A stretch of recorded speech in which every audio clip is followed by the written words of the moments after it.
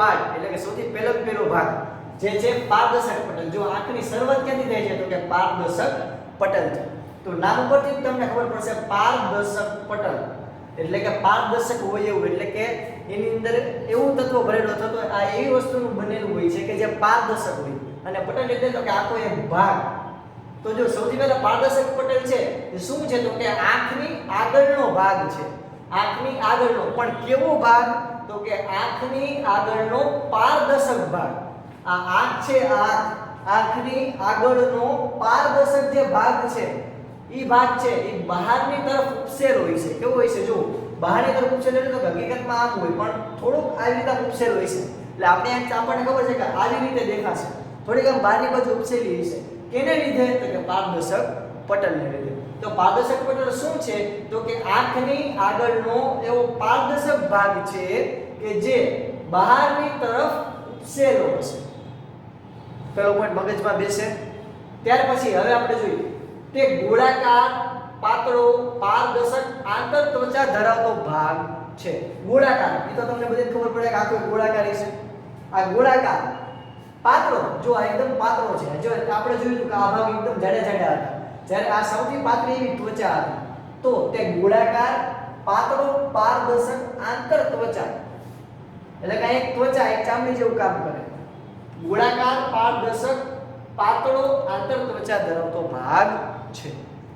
તે પ્રકાશના કિરણને પારદર્શક જે આંતરત્વચા છે એ શું કરશે? આ જે ત્વચા છે એ શું કામ કરશે તો કે જે પ્રકાશનું કિરણ છે એને આંખમાં જ્યારે પ્રવેશે ત્યારે આંખમાં દાખલ થતા મોટા ભાગના પ્રકાશનું શું કરશે? વક્રીભવન.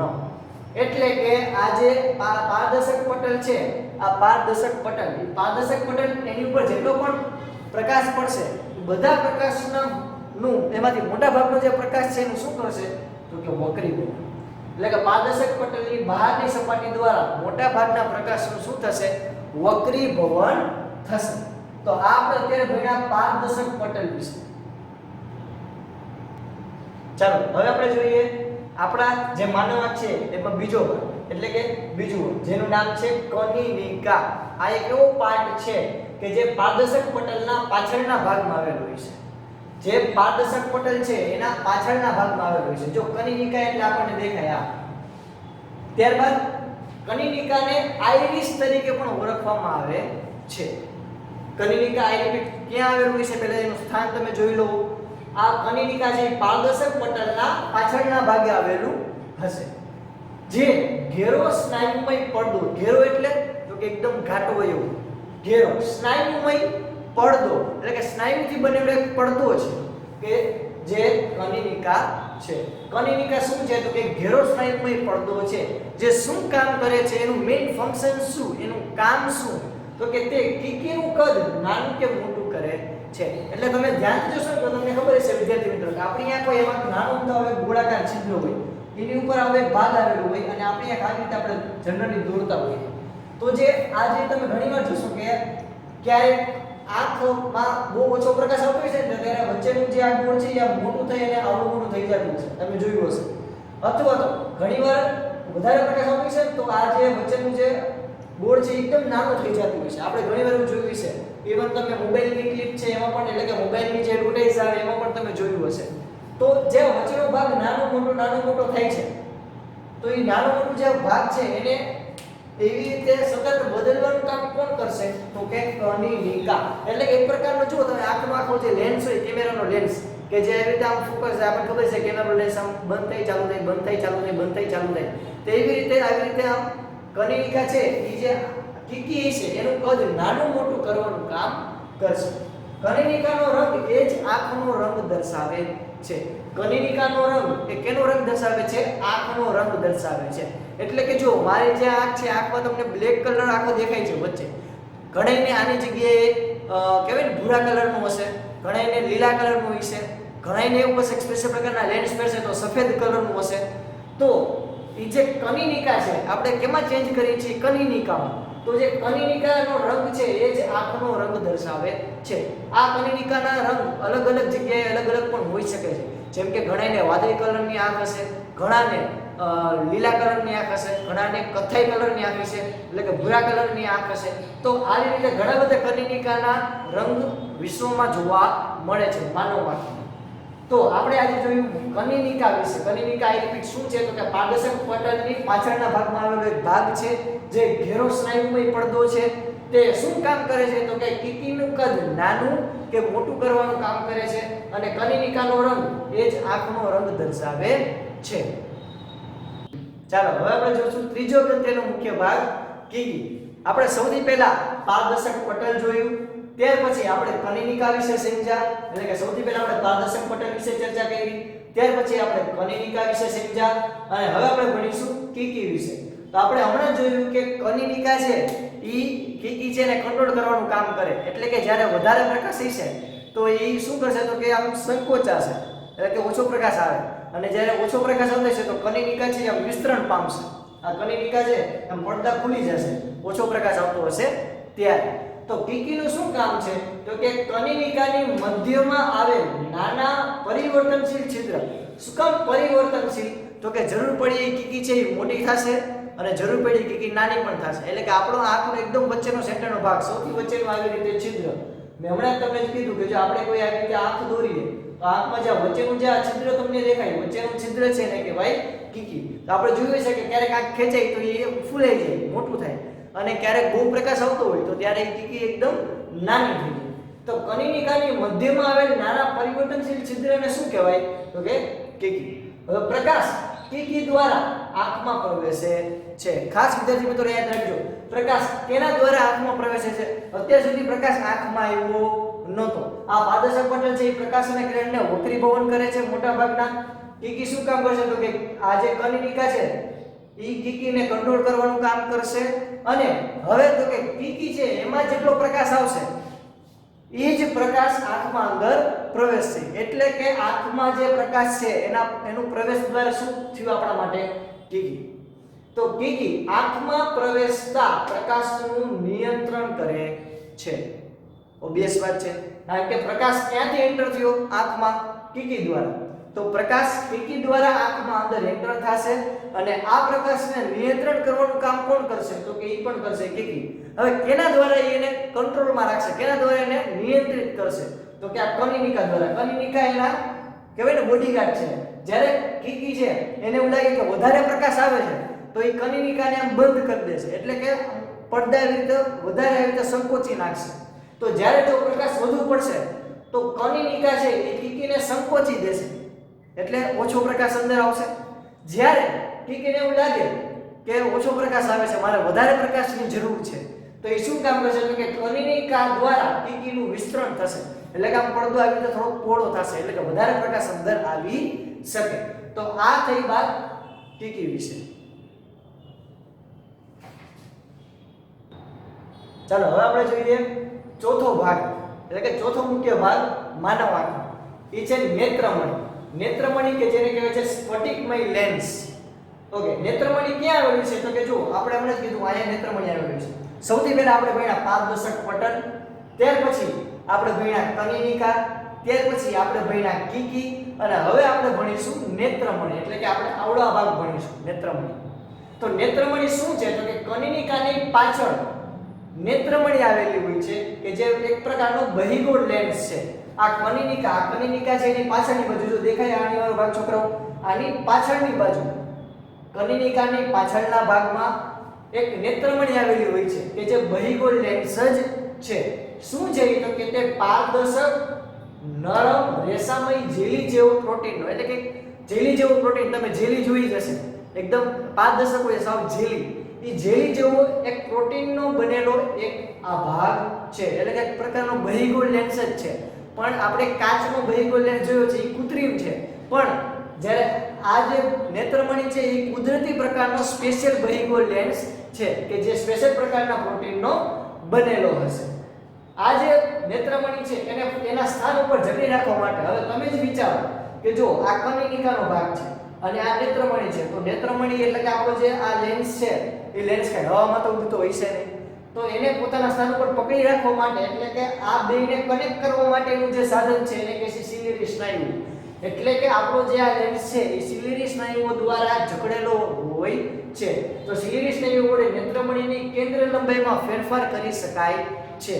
હવે જો હકીકતમાં નેત્રમણી હોય ને, હકીકતમાં આવી રીતે એક પ્રકારનો બહિર્ગોળ લેન્સ છે. તમને દેખાય વિદ્યાર્થી મિત્રો? જો આ એક પ્રકારનો બહિર્ગોળ લેન્સ જ્યાં મારો હાથ છે, કારણ કે બહિર્ગોળ લેન્સ આપણને ખબર છે ઉપરની ભાગેથી અણીવાળો અને વચ્ચેની ભાગે મધ્યમાં પહોળો હોય છે.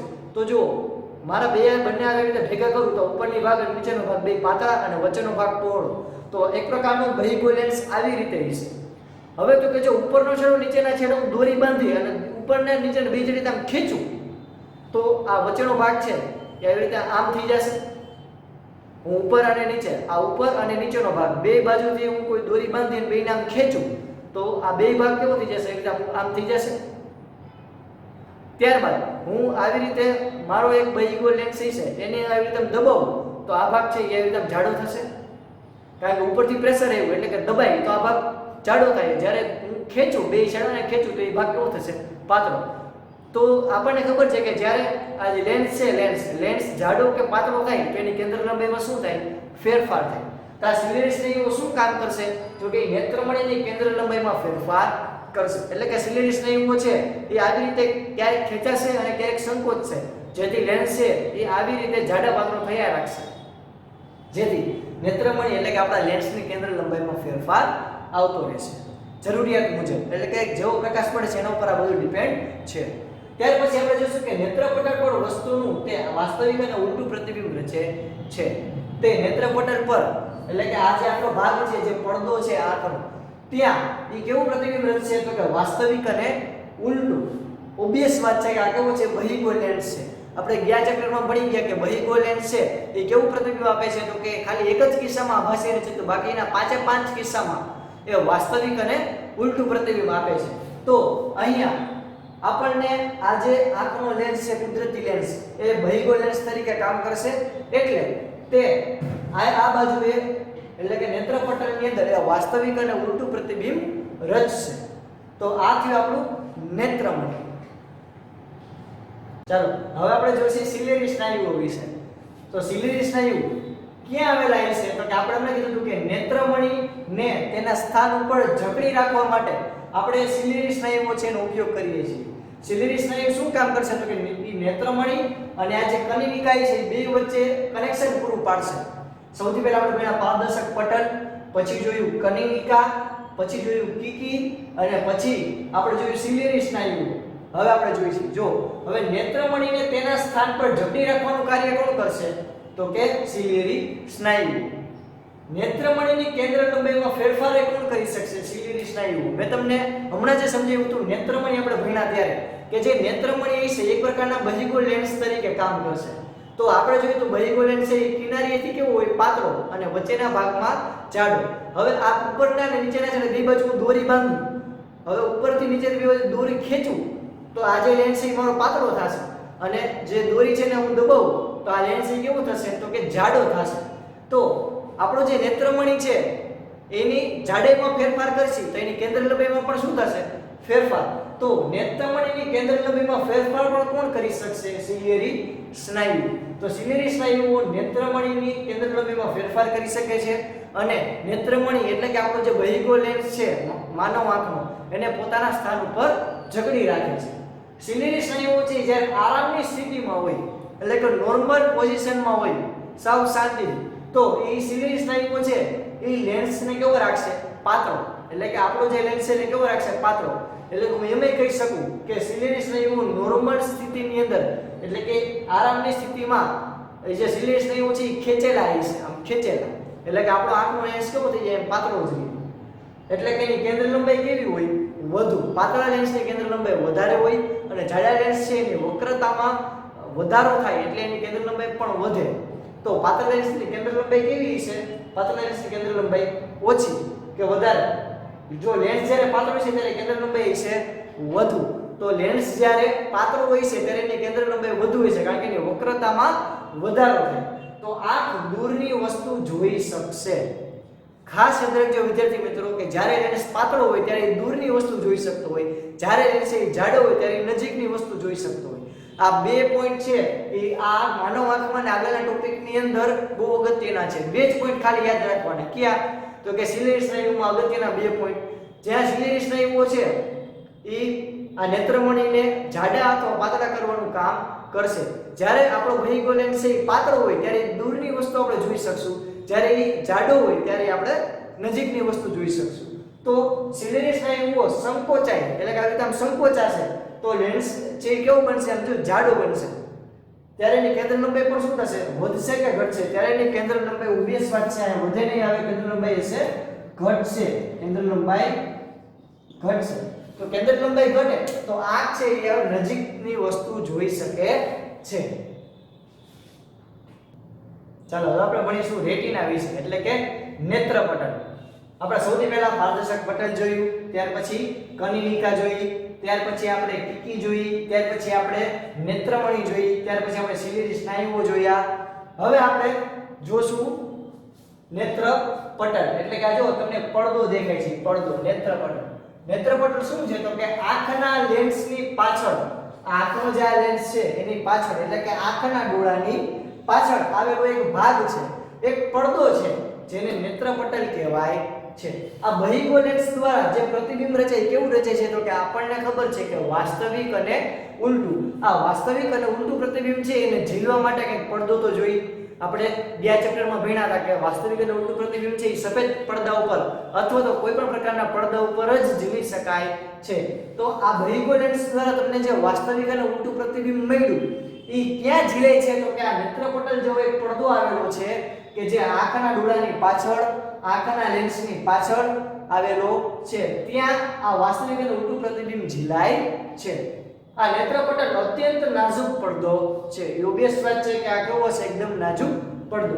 તે વિપુલ માત્રામાં પ્રકાશ સંવેદી કોષો ધરાવે છે. આ નેત્રપટલ છે એમાં ઘણા બધા પ્રકારના એક કોષો આવેલા હોય છે. આ ઘણા બધા પ્રકારના એવા કોષો આવેલા હોય કે જેને પ્રકાશ સંવેદી કોષો કહે છે. પ્રકાશ સંવેદી એટલે તો કે જો તમને નામ પરથી જ ખબર પડે, પ્રકાશ સંવેદી એટલે કે આ કોષો છે ત્યારે જ એક્ટિવ, ત્યારે જ ચાલુ થશે કે જ્યારે આ નેત્રમણીમાંથી પ્રકાશ એના ઉપર પડે. જ્યારે નેત્રમણીમાંથી પ્રકાશ આયા પડે એટલે આયા જે બધા કોષો એક્ટિવ થાય, ચાલુ થાય, એટલે એ પ્રકાશ સંવેદી કોષો. આ પ્રકાશ સંવેદી કોષો છે આયા બે પ્રકારના પ્રકાશ સંવેદી કોષો જોવા મળશે કે જેની રચના આવી રીતે છે કે માની લો કે આયા કોઈ એક કોષ હોય, આયા બીજો, આયા એક, આયા બીજો, આયા એક, આયા બીજો, આયા એક, આયા બીજો, એમ 1 by 1 સિક્વન્સલી આવી રીતે બે પ્રકારના કોષો આવેલા છે કે એક છે દંડ કોષ છે અને બીજું છે શંકુ કોષો.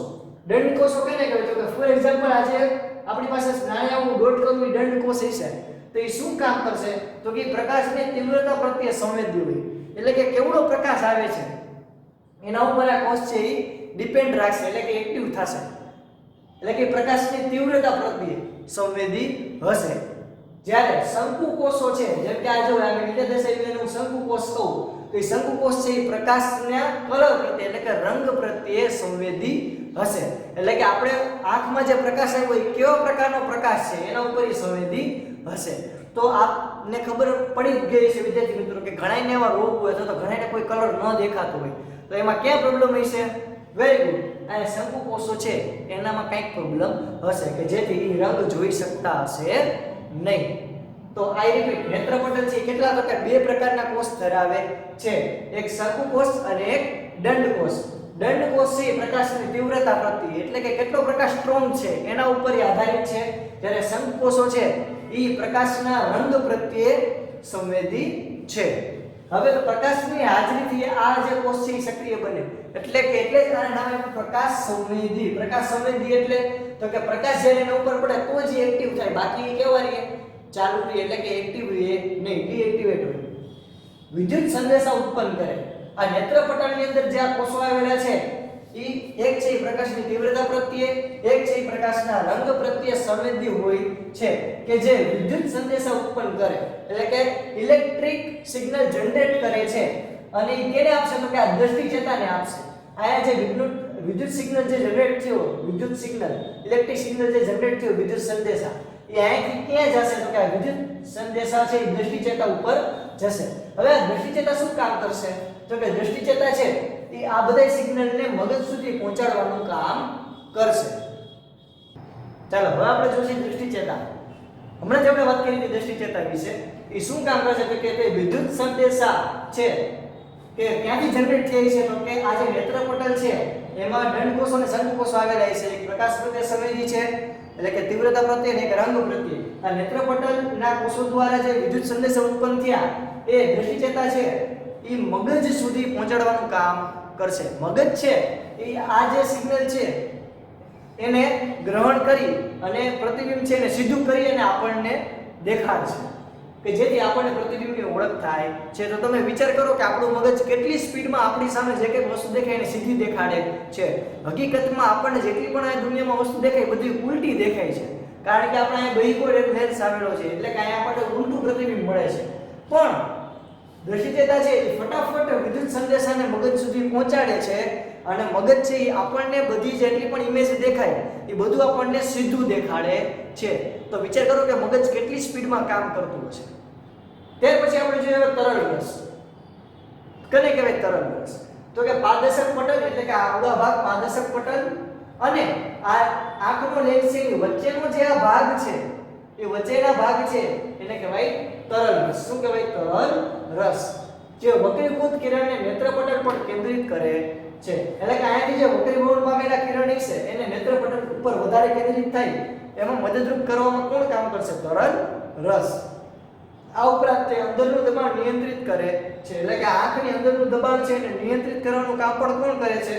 નેત્રપટલ નાના તરલ રસ. તો ખાસ એટલે જો વિદ્યાર્થી મિત્રો ખાલી જગ્યામાં MCQ માં પણ પૂછાઈ શકે કે આંખની અંદરનું દબાણ નિયંત્રિત કરવાનું કામ કોણ કરશે? તો કે તરલ રસ. ઓકે, છેલ્લું છે કાચ રસ. તો કે આ જે આંખનો લેન્સ અને નેત્રપટલ વચ્ચે જે પારદર્શક જેલી જેવો પદાર્થ છે એને શું કહેવાય? કાચ રસ. તો આપણે અત્યાર સુધીમાં કેટલા પાઠ જોયા? ફટાફટ. તો કે પારદર્શક પટલ કે જે સૌથી બહારનો ભાગ છે કે જે મોટા ભાગના પ્રકાશનું વક્રીભવન કરશે. ત્યાર પછી આપણે જોઈએ કનિનિકા. કનિનિકા શું કામ કરશે? તો કે કનિનિકા છે એ આંખના લેન્સની આગળ એવો ભાગ છે કે જે આંખમાં પ્રવેશતા જે કિરણ છે એને કેન્દ્રિત કરવાનું કામ કરે અથવા તો એને નિયંત્રિત કરવાનું કામ કરે છે. કીકી. તો કે કીકી છે એની સાઈઝ નાના મોટી કરવાનું કામ કોણ કરશે? તો કે કનિનિકા. કીકી જે છે એની આંખમાં જે પ્રકાશના કિરણ આવશે એને કેન્દ્રિત કે વિકેન્દ્રિત એટલે કે એના વધુ કે ઓછા કરવાનું કામ કોણ કરશે? તો કે કનિનિકા. કનિનિકા છે એ જ આંખનો લેન્સ એટલે કે આંખનો કલર નક્કી કરે છે. એટલે કે આંખનો જેવો કલર હશે એ કનિનિકા ઉપર આધારિત છે. ત્યાર પછી આપણે શું જોયું હતું? તો કે બહિકોણ લેન્સ જેવું કામ કોણ કરશે? તો કે નેત્રમણિ. આ નેત્રમણિ એક કુદરતી એક પ્રકારનો લેન્સ છે જે સ્પેશિયલ પ્રકારના પ્રોટીનનો રેસાઓનો બનેલો હોય છે કે જે આવી રીતે આપણને દેખાશે. આ જે નેત્રમણિ છે એની ઉપર અને નીચે સિલિન્ડર સ્નાયુઓ આવેલી છે કે જે આ નેત્રમણિને જકડી રાખવાનું કાર્ય કરશે અને એની કેન્દ્ર લંબાઈમાં ફેરફાર કરશે. જો સિલિન્ડર સ્નાયુઓ છે રેડી એ આંખના લેન્સને ખેંચી રાખશે તો એ આંખનો લેન્સ પાતળો થશે તો આપણે દૂરની વસ્તુ જોઈ શકશું. અને જો નજીક એટલે કે જાડો આપણો આંખનો લેન્સને રાખે જાડો તો આપણે નજીકની વસ્તુ જોઈ શકશું. ત્યાર પછી આપણે શું જોયું હતું? કે નેત્રપટલ. નેત્રપટલ છે નેત્રપટલ એ જે આપણે બહિર્ગોળ લેન્સ દ્વારા વાસ્તવિક અને ઊંટું પ્રતિબિંબ મળે છે એને અહીંયા ઝીલવાનું કામ કરે છે. એમાં દંડકોષો અને શંકુકોષો આવેલા હોય છે. એક પ્રકાશ પ્રત્યે સંવેદી એટલે કે તીવ્રતા પ્રત્યે અને એક રંગ પ્રત્યે સંવેદી. આ જે નેત્રપટલ છે એમાં પ્રકાશનું કિરણ પડે એ વિદ્યુત સંદેશા સ્વરૂપે બહાર નીકળશે.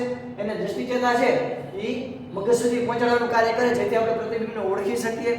ત્યારબાદ તરલ રસ છે એ પારદર્શક પટલ અને આંખના લેન્સની વચ્ચે આવેલું હોય છે કે જે આંખના દબાણને પણ કેન્દ્રિત કરવા એટલે કે નિયંત્રિત કરવાનું કામ કરે છે.